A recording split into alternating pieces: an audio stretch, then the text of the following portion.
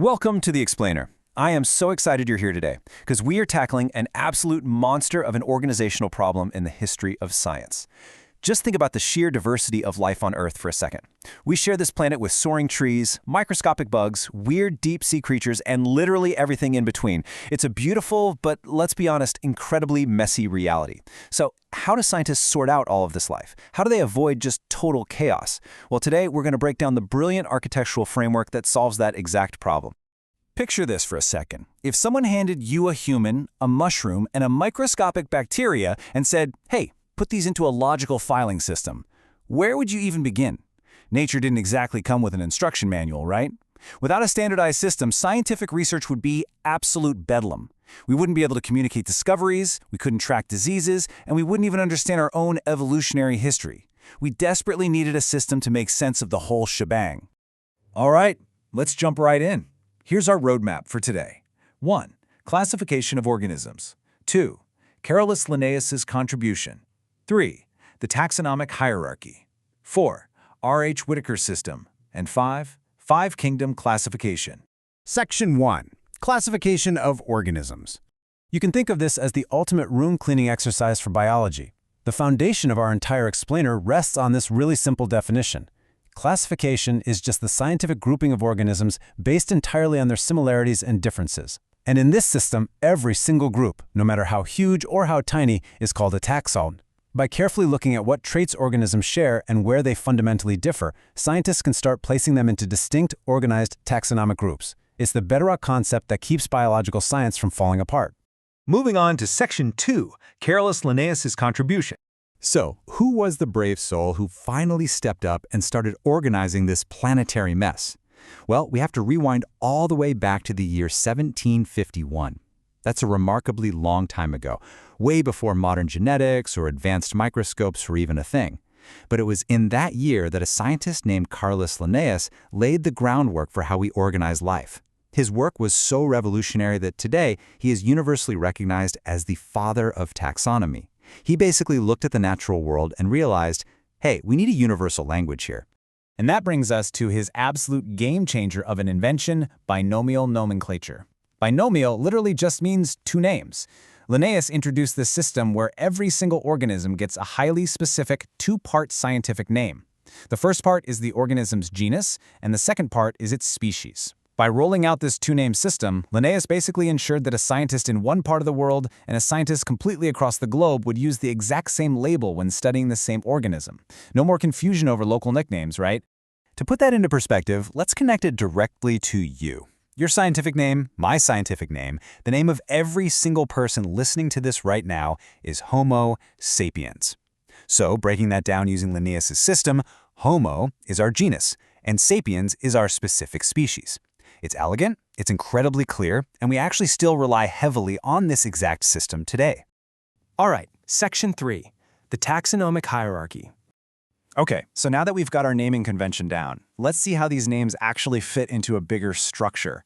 We're going to start at the very bottom of the classification ladder. The species is the smallest, most fundamental unit of biological classification. But what actually defines a species? Well, according to the scientific framework we're reviewing, a species is simply a group of organisms that can interbreed with one another. That's it. That's the foundational building block. Every larger category we're about to look at is really just a way of grouping related species together. You can kind of think of this structure like a set of biological nesting dolls. A group of related species makes up a genus. Then, a group of related genera makes up a family. Related families get grouped into an order. Related orders form a class. Related classes are bundled into a phylum. And finally, related phyla make up a massive kingdom. It's step by step, we walk up the ladder, and each broader category casts a wider net, grouping together the ones directly below it until we hit those giant, all-encompassing kingdoms at the very top. Which brings us to Section 4, R.H. Whittaker's system. So, we've got the ladder, but how on earth do we define those massive categories at the very top? For that, we actually have to pass the baton from Linnaeus to another brilliant mind. Fast forward more than 2 centuries to the year 1969.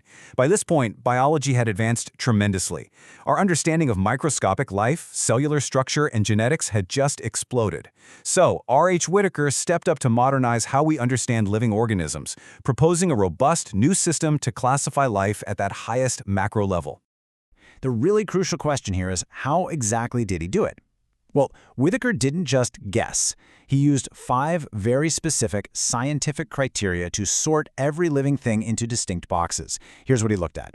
Number 1, cell type. Number 2, cell structure. Number 3, mode of nutrition, which just means how does the organism get its food. Number 4, reproduction. And number 5, body complexity. By running literally every organism through this exact 5-part checklist, Whittaker was able to create a highly accurate, organized framework for all living beings. And finally, Section 5, Five-Kingdom Classification. Now, what's really interesting here is the grand solution Whittaker proposed based on those 5 criteria. Let's start by comparing the first 2 kingdoms, which are both entirely single-celled, or unicellular. First up, we have Kingdom Monera. These are prokaryotic, meaning their cells are super basic and don't even have a defined nucleus. The classic examples here are your everyday bacteria. Contrasting with Monera is Kingdom Protista. Now, protists are also unicellular, but they're eukaryotic.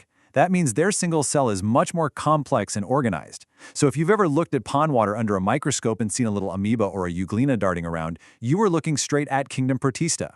Stepping up in complexity, we hit our third group, Kingdom Fungi. These organisms are multicellular and heterotrophic, which basically means they can't make their own food. They have to absorb nutrients from whatever environment they're in. I always find it kind of funny to think that the delicious mushrooms we put on our pizza, the yeast that makes our bread rise, and the fuzzy mold growing on a forgotten piece of fruit in the fridge, they all sit in the exact same taxonomical box. But scientifically, based on Whittaker's rules, it's a perfect match. And finally, let's look at the last 2, which are definitely the most familiar kingdoms. We'll focus heavily on how they get their food. On one side, we have the plant kingdom. Plants are autotrophic, which is just a fancy science way of saying they make their own food through photosynthesis. This covers everything from a giant redwood tree to a tiny daisy. On the flip side, we've got the animal kingdom. Animals are heterotrophic, meaning we literally have to consume our food to survive. And yeah, as we established earlier with our Homo sapiens example, this is exactly where we humans belong, right alongside all the other animals from insects to elephants. We are heterotrophs in the animal kingdom. So, when you bring the whole puzzle together into one master flowchart, it's pretty amazing. Notice how classification branches down from all living organisms and then neatly divides into Whittaker's 5 kingdoms: Monera, Protista, fungi, plant, and animal. Underneath each of those, you can trace their cellular traits, like if they're unicellular or multicellular, prokaryotic or eukaryotic, autotrophic or heterotrophic, along with all those everyday examples we just went over. It's a brilliant map of the natural world, and it all flows from the historical foundation Linnaeus built way back in 1751. Which brings us to our final thought for today. The thing about science is, it's never truly finished. We're discovering brand new organisms in deep ocean trenches and remote rainforests every single year. So, keeping Whittaker's beautifully structured 5 kingdoms in mind, I want to leave you with a question. When the next bizarre, totally undiscovered species is found, how will it be classified? Will it fit perfectly into one of these existing boxes, or is the natural world going to surprise us once again and force us to draw a brand new branch on the tree of life? Definitely keep that in mind next time you read about a crazy biological discovery. Thanks so much for joining me for this explainer. Keep your curiosity sharp, and I'll see you next time.